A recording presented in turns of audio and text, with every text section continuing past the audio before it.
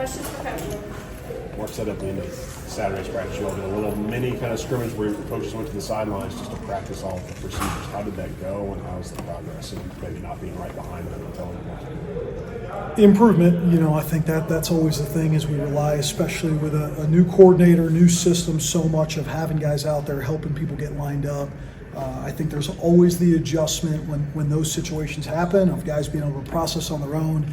And then also the conditioning piece, because plays start stacking up, and it was good to get them out there in that environment and see what they could do. Like said, that the wide receiver room is obviously talented, but it's fun to coach. What have been your takeaways? Obviously, you had your first impressions of Barry and Dane, but now getting to know those guys and how they do on the field, what are some takeaways of what they do? Yeah, I think it starts with great personalities in that room. I think certainly in my career coaching quarterbacks, receivers, sometimes that receiver room can be a little bit more enjoyable on a day-to-day, but those guys are completely bought in. They really are. And again, I think the culture of everything Coach Stoops has established here, these practices are tight. It allows them to go out there and truly make every rep extremely important. We focus on speed off the ball. We focus on transition. That group is one of the groups that's getting better every day. Barry and Dane both said at media days last summer that they both wanted to be 1,000-yard receivers, right? They wanted to be the best duo in the SEC, and they had strong seasons. But I think what kind of jump do you expect them to take here this year? What's realistic? I never want those guys to put too much pressure on themselves with things like that. I mean, they're both NFL talent level receivers.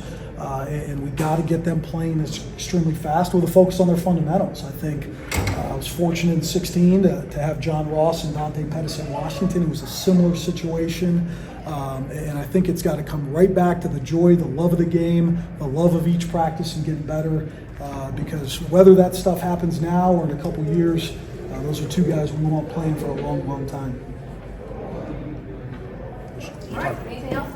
Early in the spring about moving some guys around in the offensive line. How has that gone? Are you at that point now where you're getting some versatility at different positions? Yeah, I think we're getting some continuity. I think it's also tough though, right? Just in general of you got three different quarterbacks, you're rotating 6, 7 different offensive line. So it's always that battle of making sure you're seeing each guy in different spots. Are they a little more comfortable on the right side, a little more comfortable on the left side, but also for our quarterbacks, getting some cohesion, if you will, with things like cadence and communication. So it's been good. Again, favorite part of the year is spring because you can sit down there, teach, give guys a chance to play different spots, and we'll continually look to work them. Stoops talked Saturday about the fine line in the spring between the big picture and the fine details. For you, where is the challenge in that this time of the year? Great question. I just think that consistency term, it's what are we defining right now in the spring that's going to be with us in the fall? And I've really stressed with our guys 3 things: the urgency that each day they come out here with, the communication and what that's got to look like with how fast we will play at certain times, and then the focus on doing your job. And I think those 3 things, certainly with the schemes that we feel we are going to be implementing right now that are going to carry us throughout the years is really what the focus is. What is spring ball like here compared to the other places you've been? Awesome. Obviously spring is, you're never going back in that locker room with a loss, so it's always good there. But I just, this is a really, really special place. And maybe one day I'll elaborate on that, but it's just, it's a great spot. These players are as happy to come to the facility as maybe any team I've been on. And it's a testament to the culture that's been set here, and so far it's been awesome.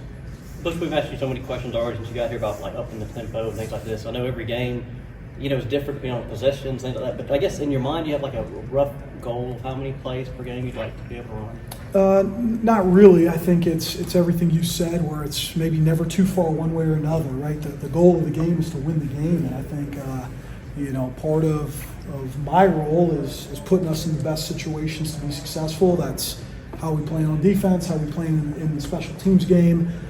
I think we maybe averaged close to 70, 71 plays last year, which we were somewhere there in the top 25, top 30 from a standpoint of how many plays we were running. But again, I think the games really dictate that. How's Brock looking? Really good, really good. He's got the traits and the tools, certainly physically, to be a really successful player in this league. I think for him is just, again, it's still week 3 in the system, and he's such a smart player. Sometimes it's backing off for him a little bit. Just stay focused on what has to get done to execute this play, even though he sees the game in an extremely mature light. It's just keep it simple, and the focus is on consistency, one play at a time. Deion Walker aside, is there one defensive player who's just consistently impressed you when you're having to go out there and call plays against this guy? Yeah, I don't know if there's just one. We certainly in the quarterback room kind of have our DBs ranked and who to stay away from, and certainly there's players in that room that are doing a really, really nice job. But again, been impressed with the fronts, been impressed defensively. It's a hard defense to create explosives on, and I don't know if there's any just one that stands out right now. We'll know when Deion's out there for sure, though. Obviously, losing Ray from last year. What's been the first impressions? What have been from practice with the running backs this year? It's been a solid group, not necessarily one guy day in and day out just jumping off as the clear favorite, but again, Chip's been a tremendous addition to this program. He's a pro. He knows what it looks like. Demi's really doing a nice job. We talked about Jason and him coming along. So that group's got some guys that have a lot of ability. We just got to continue to bring them along. How is Wilcox doing in that room? He's doing well. He's a guy, we just got to keep things simple for him. I think he's doing a lot of thinking, but from a overall high-end talent, explosiveness, I think he's one of the better athletes on the team. Coach George talked about Hartley and how he's been coming along pretty quickly so far. What have you seen from him? One of the best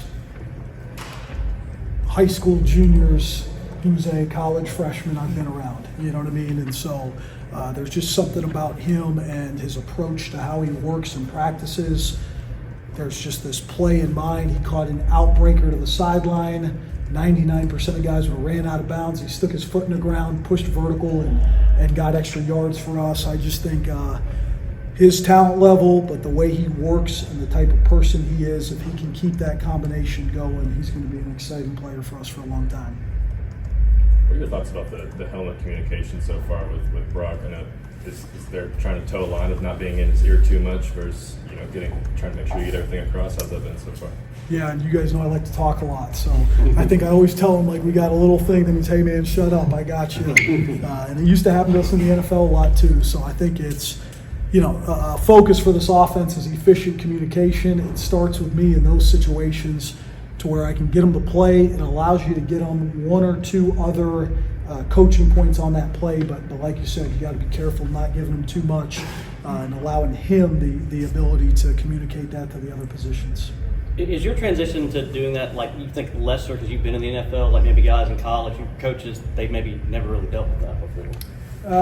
It's new in general, I think for the most part. I think there's some nuances certainly to the college game with doing it. We're not a huddle operation every play, so there's still the part of skilled players getting signals. So I think everybody around the country is kind of working through it right now. Okay, folks, thank you very much. Thanks, Coach.